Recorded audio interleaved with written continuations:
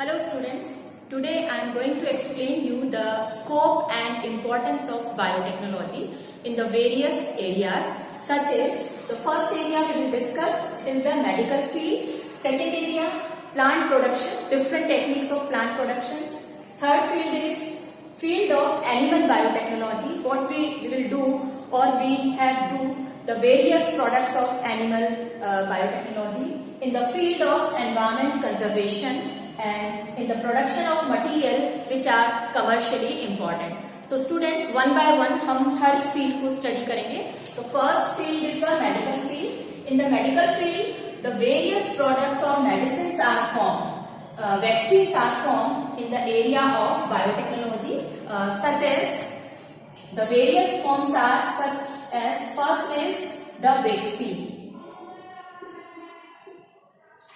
Vaccine जो हम use करते हैं, ऐसे कई तरह के वैक्सीन्स हैं जिनमें हमने जेनेटिकली इंजीनियर्ड बैक्टीरिया को यूज किया है और उनमें इन वैक्सीन को फॉर्म किया है जिससे कि इजी हमारा प्रोसेस रहा इसको करने का.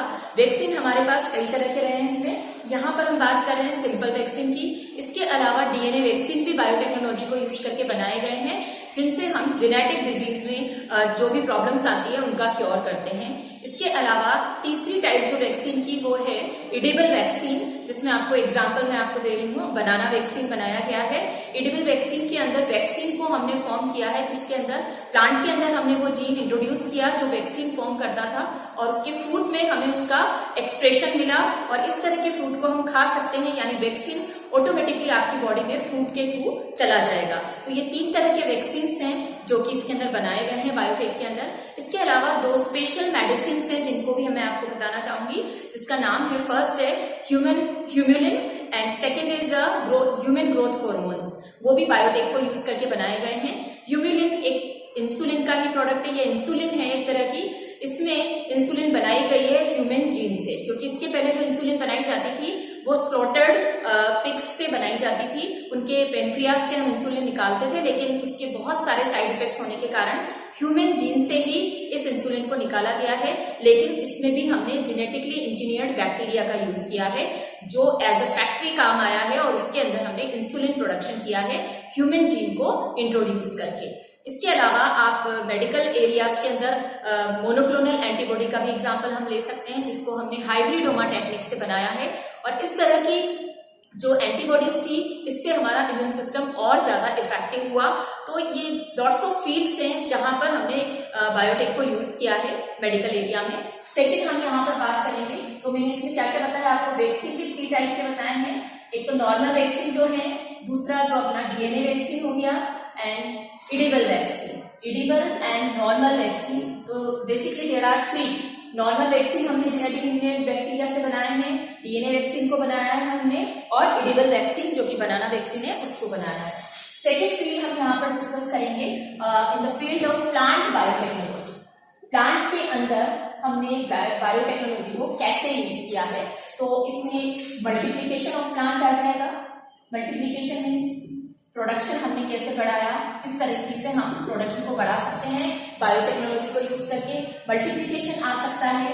क्रॉप इंप्रूवमेंट हमने किया है. क्रॉप में इंप्रूवमेंट हमने किस तरीके से किया है, वेरियस जो मेटाबॉलिक प्रोडक्ट्स हैं उनको फॉर्म करके, उनकी क्वालिटी इनहेंस करके. बहुत सारे ऐसे प्रोडक्ट्स हैं जो प्लांट्स के अंदर हमने इनहेंस किए हैं. जैसे हमने कई बार ऐसा किया है कि प्रोटीन की क्वालिटी को इनहेंस कर दिया, फैट को इनहेंस कर दिया. इसका एग्जांपल आपको गोल्डन राइस है. गोल्डन राइस के अंदर भी हमने ऐसा किया है कि उसके अंदर विटामिन ए के जीन को हमने इंट्रोड्यूस किया, जिससे विटामिन ए का प्रोडक्शन उसके अंदर हुआ. तो हम क्वालिटी को इंप्रूव कर सकते हैं वेरियस मेटाबॉलिक प्रोडक्ट्स को उसके अंदर फॉर्म करके. मल्टीप्लीकेशन यानी हम उनका नंबर बढ़ा सकते हैं, यानी प्रोडक्शन को इंक्रीज कर सकते हैं. And third is the conservation. Conservation यानी कंजर्वेशन के अंदर हमने कई ऐसे प्लांट्स की जो सीड हैं जो रेयर हैं and they are very important. Rare seeds को हाउ वी कंजर्व देम, तो इसमें भी डिफरेंट टेक्निक्स हैं जैसे क्रायो प्रिजर्वेशन जो हम बाद में डिस्कस करेंगे. इन सब टेक्निक को यूज करके हमने जर्म प्लाज्म को अच्छे से कलेक्ट करके रखा है, कंजर्व करके रखा है. जर्म प्लाज्म के अंदर हम बेस्ट क्वालिटी के जो सीड्स होते हैं उनका या प्लांट का कलेक्शन करते हैं ताकि उन्हें हम बाद में आगे क्रॉस करा सकें और न्यू वेराइटीज को डेवलप कर सकें. प्लांट्स के अंदर अब जो डिफरेंट फील्ड थे वो कौन कौन से थे, बायोटेक को यूज किया है। इसमें फर्स्ट फील्ड है माइक्रो प्रोपगेशन। माइक्रो प्रोपगेशन के अलावा somatic embryo formation, somatic embryo formation, somatic clones का फॉर्मेशन हमने किया है।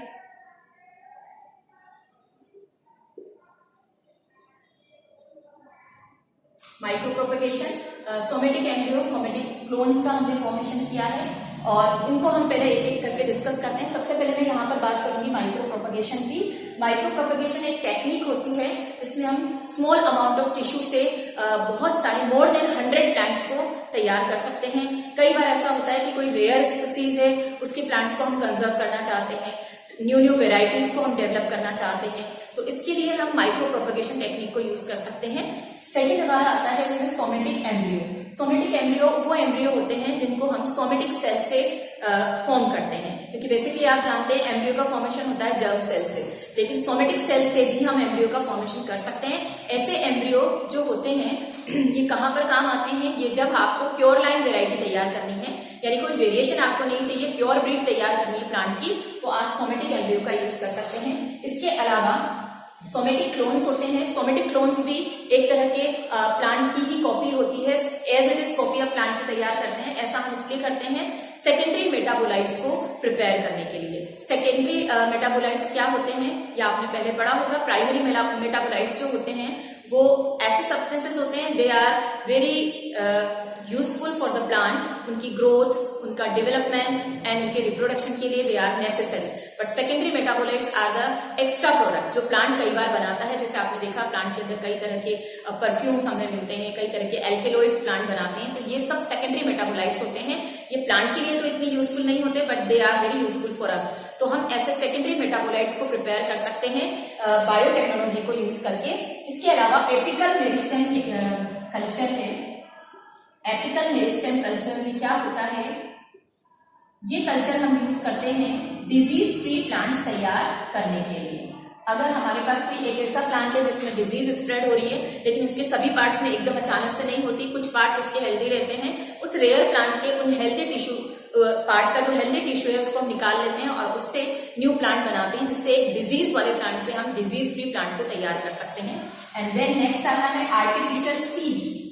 आपने नॉर्मल सीड्स के नाम सुने हैं, but they are the artificial seeds. ये क्या होते हैं? आर्टिफिशियल सीड्स जो होते हैं वो सोमेटिक एम्ब्रियो से ही बनाए जाते हैं। सोमेटिक एम्ब्रियो जो हमने बनाए थे किससे? सिंपल सोमेटिक सेल से जो बनाए जाते हैं प्योर लाइन वैरायटी तैयार करने के लिए, उन एम्ब्रियो को अगर हम एनकैप्सुलेटेड कर दें स्पेशल टाइप के सब्सटेंसेस से, जैसे PEG पॉली इथाइल ग्लाइकोल, ये इसकी मेम्ब्रेन जो होती है उससे हम एनकैप्सुलेटेड कर देते हैं एम्ब्रियो को, उनके ऊपर एक कवर सा आ जाता है और एक सीड हम तैयार करते हैं। तो ऐसे आर्टिफिशियल सीड भी हम तैयार कर सकते हैं। इसके अलावा हैप्लॉइड प्लांट को हम तैयार कर सकते हैं। हैप्लॉइड प्लांट वो होते हैं, इनमें भी सेम वही चीज रहेगी कि अगर आपको प्योर लाइन वेराइटी तैयार करनी है तो आप हैप्लॉइड प्लांट तैयार कर सकते हैं, क्योंकि आप जानते हैं प्लांट हमेशा डिप्लॉइड ही होता है और डिप्लॉइड होने के कारण इसमें वेरिएशंस आ जाते हैं। But if you don't want to variation in the plant and pure line varieties आपको प्रिपेयर करनी है तो आप यूज कर सकते हैं हैप्लॉइड प्लांट का। और हैप्लॉइड प्लांट प्रोडक्शन भी बायोटेक के अंदर किया जाता है। हमारे नेक्स्ट चैप्टर जो है प्लांट का, उसके अंदर हम इस चीजों को डिटेल में पढ़ेंगे। तो सेकंड एरिया हमारा, सेकंड फील्ड हुआ प्लांट्स के कंजर्वेशन में, क्रॉप के इम्प्रूवमेंट के अंदर, और जर्म प्लांट वगैरह को कंजर्व करने के लिए हम ऐसा कर सकते हैं। इसके बाद हमारा फील्ड आता है, इसमें मेडिकल फील्ड हम स्टडी कर चुके हैं, प्लांट फील्ड हम स्टडी कर चुके हैं। थर्ड फील्ड जो है दैट इज एनवायरमेंट। एनवायरमेंट के अंदर हम बायोटेक को किस तरीके से यूज करते हैं, तो यहाँ पर आपको 2-3 चीजें ध्यान रखनी है। एक तो इसके अंदर हमने डिफरेंट टाइप के बैक्टीरिया स्ट्रेन्स को यूज किया है, यानी डिफरेंट वेराइटीज ऑफ बैक्टीरिया को यूज किया है फॉर सीवेज कंट्रोल। आप सबने पढ़ा होगा सीवेज कंट्रोल के बारे में कि सीवेज के अंदर हम वाटर को ट्रीट करते हैं, जो कि डर्टी वाटर होता है उसको हम ड्रिंकेबल वाटर के अंदर ट्रीट करते हैं, और इनमें हम कई तरह के बैक्टीरियाज को यूज करते हैं। तो यहाँ पर हम बैक्टीरिया के डिफरेंट स्ट्रेन को यूज करेंगे एनवायरमेंट के लिए। दूसरा, हम डिटॉक्सिफिकेशन होता है, इंडस्ट्री से जो इफ्लुएंट निकलता है, यानी जो डर्टी वाटर होता है इंडस्ट्री का, जिसमें वेरियस टाइप के केमिकल्स होते हैं जो वाटर को या वाटर बॉडी को डिटॉक्सिफाई कर देते हैं। तो उससे बचने के लिए हमें यूज करना होता है डिफरेंट बैक्टीरिया को हम ट्रीटमेंट देते हैं, जिससे कि वाटर जो है वो बिल्कुल क्लीन हो जाता है। इसके अलावा एक और आपको इसमें ध्यान रखना है, स्यूडोमोनास प्यूटिडा। ये एक बैक्टीरिया है जो कि यूज होता है ऑयल स्पिलिंग में, ऑयल स्पिल में यूज होता है स्यूडोमोनास प्यूटिडा, यानी ऑयल को डिग्रेडेशन करता है। ये ऑयल स्पिलिंग में यूज होता है। आप लोगों ने पढ़ा होगा ऑयल स्पिलिंग क्या होती है। ऑयल स्पिल हो जाता है जब कोई बड़े बड़े कंटेनर्स में ऑयल हम जब इंपोर्ट करते हैं तो कई बार सी के अंदर वो फैल जाता है, स्प्रेड हो जाता है कोई एक्सीडेंट से और पूरे वाटर को कवर कर लेता है, जिससे कि जो एक्वेटिक लाइफ होती है वो पूरी डैमेज हो जाती है। उसको हटाने के लिए बहुत सारे एफर्ट्स होते हैं, तो उनमें भी हम आजकल यूज करते हैं एक बैक्टीरिया है स्यूडोमोनास प्यूटिडा, जो कि फैट का डिग्रेडेशन करता है। यानी इसको जब हम यूज करते हैं तो 75% ये पूरा ऑयल पॉल्यूशन जो होता है उसको रिमूव कर देता है। इसको आनंद मोहन चक्रवर्ती ने सबसे पहले डिस्कवर किया था। तो एनवायरमेंट के अंदर आपने देखा हम कहाँ कहाँ पर यूज कर सकते हैं बायोटेक को, यानी बैक्टीरिया को यूज करके हमने ये काम किया। देन नेक्स्ट आता है हमारा इंडस्ट्री के अंदर। इंडस्ट्री के अंदर यानी आप यूजफुल प्रोडक्ट्स को यूज कर सकते हो, बना सकते हो, जो आपके लिए बहुत यूजफुल है। किनको यूज करके? लिविंग ऑर्गेनिजम्स को यूज करके।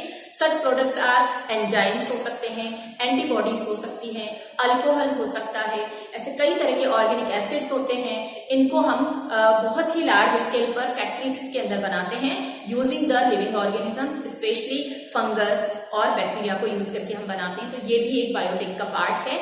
And the last field which we have to discuss it is the animal biotechnology में हम फिल्म को स्टडी करते हैं। तो यहाँ पर मैं आपको सिर्फ एक एग्जांपल देना चाह रही हूँ। एनिमल बायोटेक्नोलॉजी के अंदर हमने फर्स्ट मैमलियन क्लोन को भी डेवलप किया है। इयॉन विल्मुट जो थे उन्होंने 1996 के अंदर 5 जुलाई में ये फर्स्ट मैमलियन क्लोन बनाया था शीप का। And what is the name of that clone? That is Dolly. The name of the clone is Dolly. और उसको कैसे बनाया था उन्होंने? ई न्यूक्लिएटेड ओवम और सोमेटिक सेल्स के न्यूक्लियस को फ्यूज करवा के उन्होंने 2 शीप्स का इनमें यूज किया था। एक तो थी स्कॉटिश ब्लैकफेस शीप थी, जिसका सोमेटिक सेल का यानी जो उसकी ब्रेस्ट सेल थी उनसे क्या निकाला? सेल को निकाला और उसके न्यूक्लियस को निकाला और उस न्यूक्लियस को उन्होंने इंट्रोड्यूस किया। एक दूसरी जो शीप थी फिन डॉर्सेट जिसका नाम था, जो कि जिसका जो हमने सेल लिया था वो ई न्यूक्लिएटेड था, यानी उसके न्यूक्लियस को निकाल दिया गया और उसके अंदर हमने दूसरे न्यूक्लियस को इंट्रोड्यूस किया और उससे हमने शीप का क्लोन बनाया जिसका नाम था डॉली। और इसके बाद क्लोन बनाने में बहुत सारी पॉसिबिलिटीज हुई और हमने 20 से भी ज्यादा क्लोन्स बनाए। तो this is the animal biotechnology के अंदर हम क्लोन का फॉर्मेशन कर सकते हैं। और भी कई सारे एरियाज हैं जहां पर हम बायोटेक को यूज करते हैं, but these are the major area in which we use the biotechnology widely.